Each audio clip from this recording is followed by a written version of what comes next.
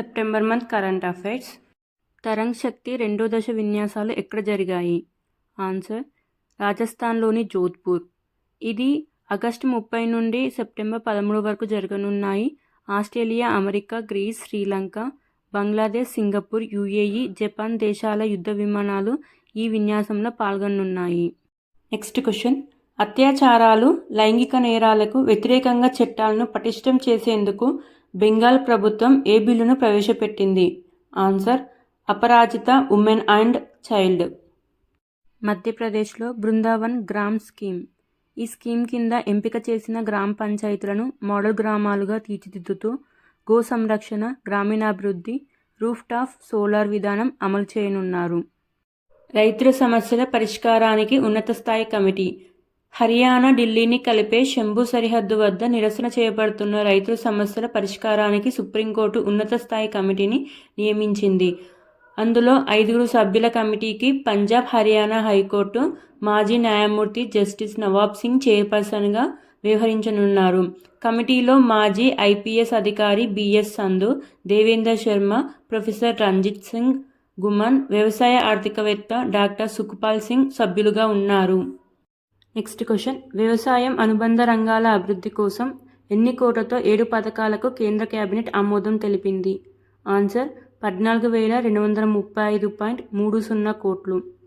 ఇందులో digital agriculture machine, ఆహారం మరియు పోషక భద్రత కోసం క్రాప్ సైన్స్ ప్రోగ్రామ్, వ్యవసాయ విద్య, నిర్వహణ మరియు సామాజిక శాస్త్రాలను బలోపేతం చేయడం, స్థిరమైన పశువుల ఆరోగ్యం మరియు ఉత్పత్తి, హార్టికల్చర్లో స్థిరమైన అభివృద్ధి, కృషి విజ్ఞాన కేంద్రాన్ని బలోపేతం చేయడం, సహజ వనరుల నిర్వహణ స్కీమ్లు ఉన్నాయి. Next question. సుగంధ ద్రవ్యాల ఎగుమతులు, యాలకుల ఉత్పాదకతను పెంచడానికి స్పైస్డ్ బోర్డ్ ఆఫ్ ఇండియా ఏ పథకాన్ని ప్రారంభించింది? ఆన్సర్ స్పైస్డ్ పథకం. Next question.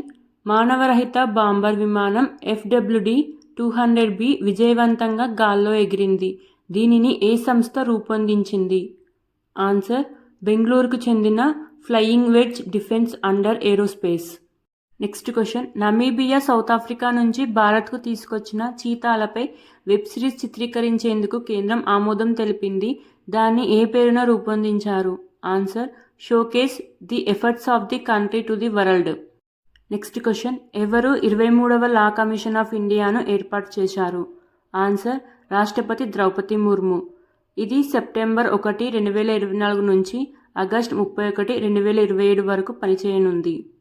Next question. ప్రపంచంలో ప్లాస్టిక్ వ్యర్థాల ఉత్పత్తిలో ఏ దేశం ప్రథమ స్థానంలో ఉంది? Answer Bharat.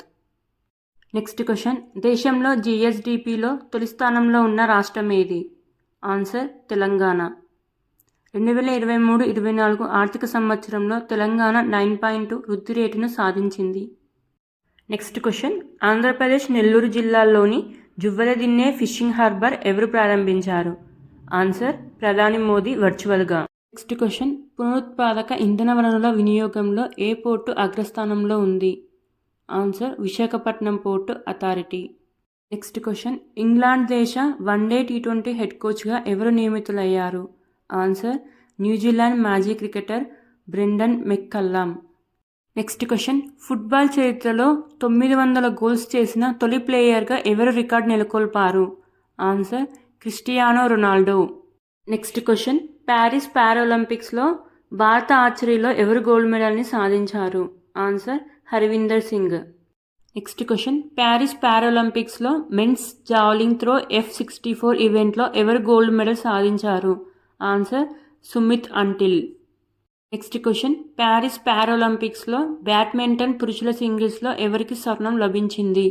Answer Nitesh Kumar. Next question. Paris పారాలింపిక్స్లో 400 మీటర్ల T20 విభాగంలో ఎవరికి కాంస్య పతాకం లభించింది? ఆన్సర్ తెలుగు యువతి Deepthi Jivanji. Next question. Cancer కణాలను ఖచ్చితత్వంతో గుర్తించి AI పరికరాన్ని ఏ పరిశోధకులు అభివృద్ధి చేశారు? Answer Spain.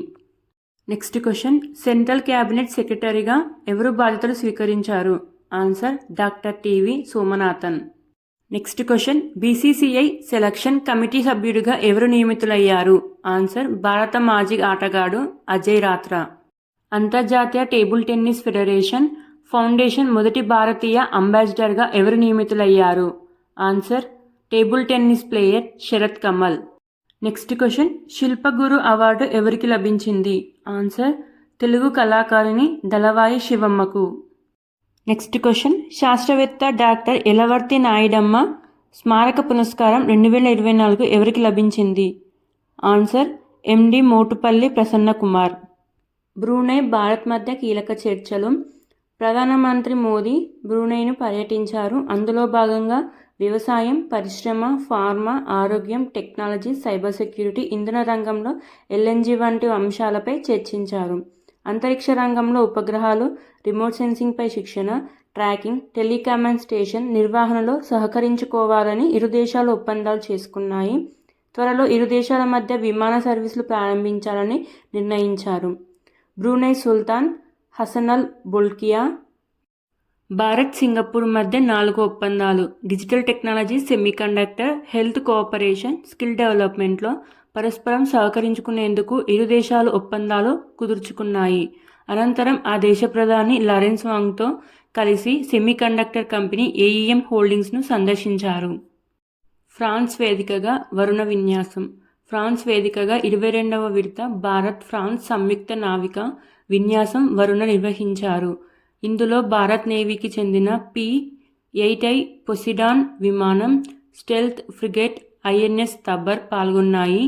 సెప్టెంబర్ 2 నుంచి 4 వరకు మధ్యధరా సముద్రం ప్రాంతంలో ఈ విన్యాసం నిర్వహించారు.